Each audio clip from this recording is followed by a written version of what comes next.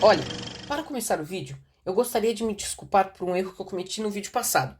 Eu havia dito que o Quarteto Fantástico foi criado em 1962, mas na verdade ele foi criado em 1961. Então, minhas sinceras desculpas. Agora, vamos para o vídeo.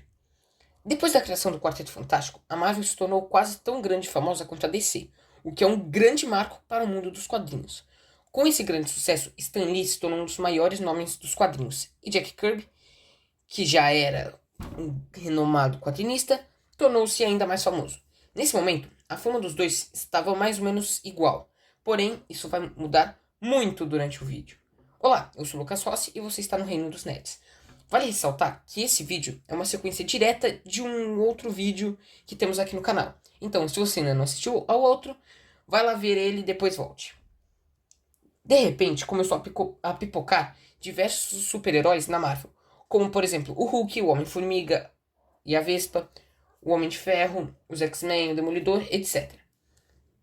Porém, entre todos eles, houve um que se destacou acima de todos os outros. Estou falando do Homem-Aranha, desenhada por Steve Ditko e escrita por Stan Lee.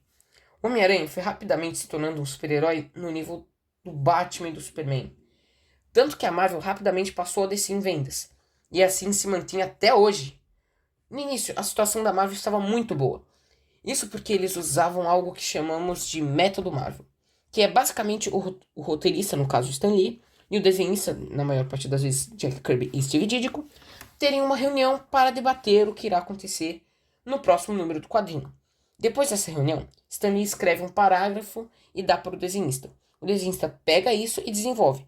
Esse desenvolvimento muitas vezes incluía um personagem novo, um conceito novo, um objeto novo, um novo drama na história. Basicamente, o que faz uma história ser uma história. Depois de pensar em tudo isso e desenhar, eles entregam as páginas para o Stan Lee, inclusive às vezes eles deixavam algumas anotações nas bordas das páginas. Depois, com as páginas entregues, Stan Lee preencheu com os diálogos. Isso era muito bom para os dois lados. Os desenhistas tinham liberdade criativa. E o Stan Lee não precisava escrever vários roteiros. Na verdade, no início, isso era até uma ação nobre do Stan Lee. E seria mentira se você falasse que o Kirby e o Ditko não estavam felizes com isso naquele momento. Porém, isso vai dar muita briga mais pra frente. E quando eu falo briga, é briga mesmo. Com o tempo, o Steve Ditko e o Stan Lee começaram a ter divergências criativas na história. Tanto que chegou um momento que o Stan Lee ficou de saco cheio e falou para Ditko desenvolver as histórias do Homem-Aranha do jeito que ele bem entendesse, que ele apenas colocaria os diálogos depois. Isso aconteceu em The Amazing Spider-Man número 18. Acontece que o Stan não foi muito amigável na hora de espalhar isso tudo. Logo na primeira edição que Ditko assumiu, quase que 100% da revista, na verdade, Stan disse o seguinte, abre aspas, muitos leitores certamente vão odiar a edição. Então, se você quiser saber do que se trata todas as críticas, não deixe de comprar a edição. Fecha aspas. Vamos admitir que isso não é nem um pouco legal, né? O cara fala em resposta lá pros fãs que o seu trabalho é um lixo e depois ainda fala que é pra você comprar só pra ver como é horrível.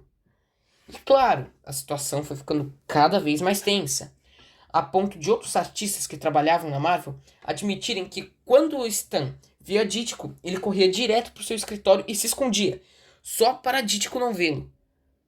Um tempo depois, mais precisamente em 1966, Steve Ditko, principal criador do Homem-Aranha, o cara que criou sozinho o Doutor Estranho, entre várias outras coisas, saiu da Marvel por conta do descontentamento com Stan Lee.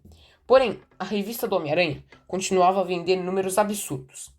Avançando mais ainda no tempo, em 1970, Jack Kirby, que não tinha uma situação tão ruim assim com Stan em comparação a Ditko, também sai da Marvel e vai para a concorrência, a DC. O Stan Lee, por mais que ele seja importante, ele não era uma pessoa que se apreciasse, seu ego era imenso. Ele também era um grande mentiroso e não queria dar os devidos créditos a Kirby e a Ditko, mesmo esses dois sendo os principais criadores do universo Marvel. Ele era um grande editor, mas não um grande roteirista. Grandes roteiristas eram Ditko e Kirby. Grandes criadores, então, Stan não criou praticamente nada em comparação a esses dois. Ele foi muito mais um editor e co-criador do que de fato o grande criador da Marvel. E por que eu estou destacando tanto isso?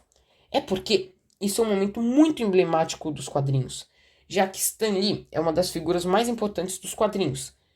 Além de que esse momento marca o final da criação do universo Marvel, e que também fala do momento na qual Stan Lee, Jack Kirby e Steve Ditko estavam fazendo as grandes obras de suas vidas. E o Stan Lee e o Jack Kirby serão muito importantes para os próximos vídeos, já que eles marcaram fortemente seus nomes nos quadrinhos, principalmente Kirby. 2 anos depois, em 1972, Stan Lee deixa de escrever quadrinhos e se foca em ser um grande marqueteiro da Marvel. E quando eu digo grande, é grande mesmo, a ponto de ter conseguido arrecadar milhões para a editora. E esse foi o vídeo de hoje, eu espero que vocês tenham gostado, porque deu muito trabalho para conseguir todas essas informações. Deixem o like se gostaram, inscrevam-se no canal para nos ajudar e compartilhar. E compartilhem com pessoas que gostam desse tipo de vídeo.